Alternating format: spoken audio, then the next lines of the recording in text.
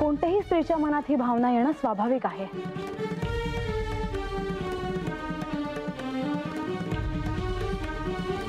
होय देवी, परंतु विधात्याच्या मनातील प्रयोजन हे सहसा त्या क्षणी जाणवत नाही.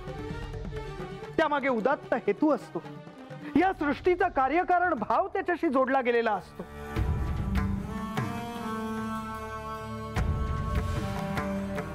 देवी गंगा यांच्या भूतलावरच्या अवतरण्यामागेही असेच प्रयोजन होते माते.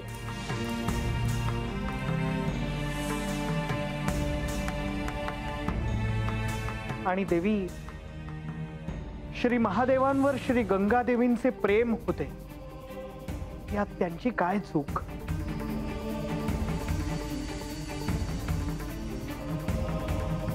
आपल्याला हे प्राप्त करता येणार नाही हे ठाऊक असूनही त्याचा हट्ट धरणं हे माझ्या दृष्टीने चुकीचं आहे.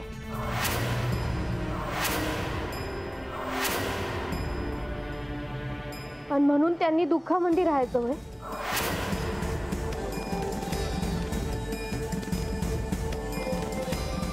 त्यांचं प्रेम होतं महादेवांवर आणि त्यामध्ये त्यांची काय बी चूक नाही.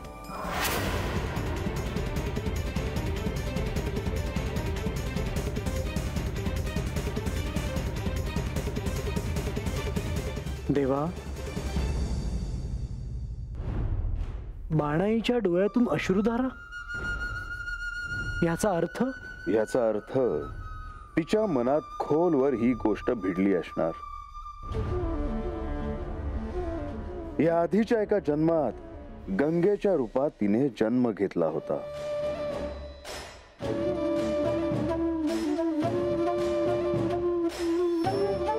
हे सारं काय चाललं आहे?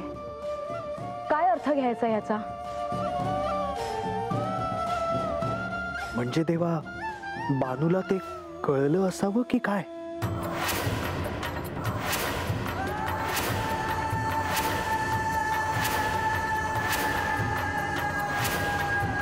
नारायण नारायण. हे सारं काय चाललं आहे मला कळेल का? गंगेबद्दल कळल्यामुळे बानू भाऊक झाली असावी. यात तिने भाऊक होण्यासारखं काय आहे?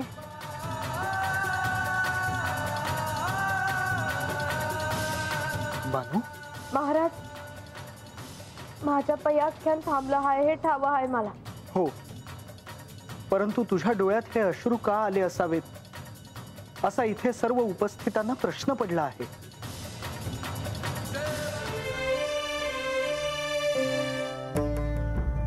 परंतु त्यांना हे ठाऊक नव्हते की शिवशक्ती मिलन होण्यासाठीच देवी सतींनी पार्वती देवींच्या रूपाने पुन्हा जन्म घेतला आहे.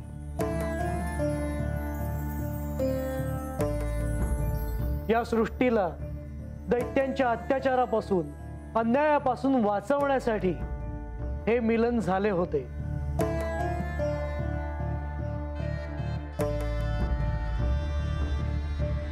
ज्या तारकासुराने त्रैलोक्यात सर्वदूर आपले वर्चस्व प्रस्थापित केले होते, त्याचा आता अंत होणार होता.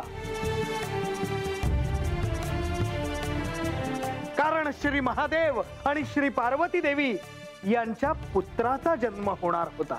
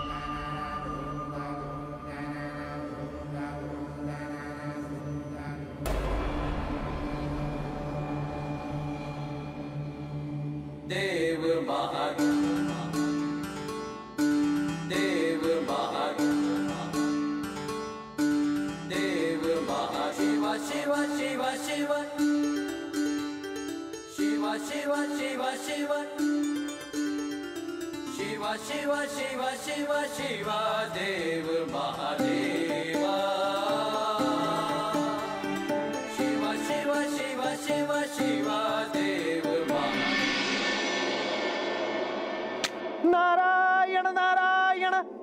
श्री महादेव आणि श्री पार्वती देवी यांच्यातल्या दिव्य तेजाने, शिव आणि शक्ती यांच्या मिलनाने या सृष्टीत श्री कार्तिकेय यांचा जन्म झाला.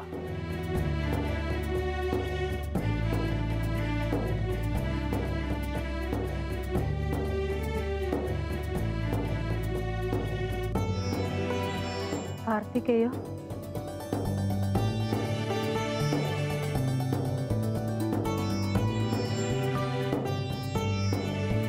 श्री कार्तिकेय आता या सृष्टीला तारकासुराच्या अत्याचारापासून मुक्त करणार म्हणून साऱ्या सृष्टीत चैतन्याचे वातावरण होते.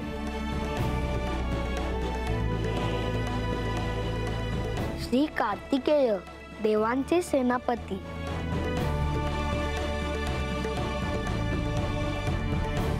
श्री कार्तिकेय श्री महादेव आणि माता पार्वती यांच्यावर प्रेम करणारे.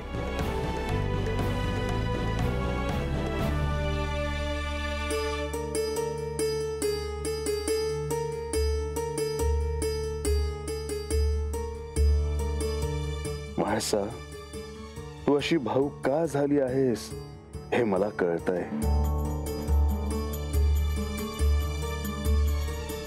योगीश्वरो महासेन कार्तिकेयोऽग्निनंदन स्कंद कुमार सेनानी स्वामी शंकर संभव गांगेय ताम्रचूडश्च ब्रह्मचारी शिखीध्वजः तारकारी उमापुत्र कोंचारिष्ट षडानन शब्द ब्रह्म समुद्रश्च सिद्ध सारस्वतो गृह सनत कुमारो भगवान भोग मोक्ष फलप्रदः शरजन्मा गणाधीश पूर्वजो मुक्ति मार्ग कृता सर्वगम प्रणेताश्च वांछितार्थ प्रदर्शनः अष्टाविंशति नामानि मदीया नीतियः पठेत् प्रत्युषे श्रद्धायुक्तो मुको वाचस्पति भवे महामंत्रमयानीति मम नामनुकीर्तनम् महाप्रज्ञामवाप्नोति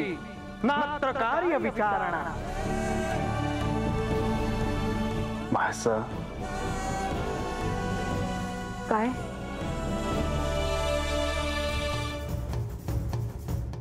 आता कशापायी थांबलं म्हणायचं महाराज?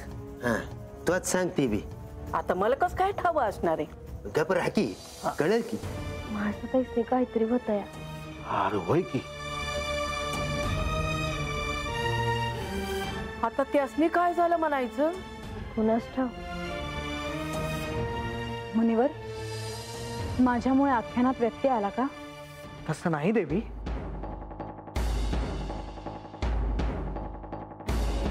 म्हाळसा, तुला काय झालं? ठाऊक नाही, पण भाऊक व्हायला झालं. माझी एक इच्छा आहे. काय? मला कार्तिकेय यांना भेटायचे आहे. श्री गंगा देवी ठाम होत्या की श्री महादेवांनी बोलावल्याशिवाय त्या भूतलावर पुन्हा जाणार नाही. त्या स्वर्गातच राहिल्या असत्या तर त्याने काहीही झालं नसतं. मी आहे की विचारू का जी?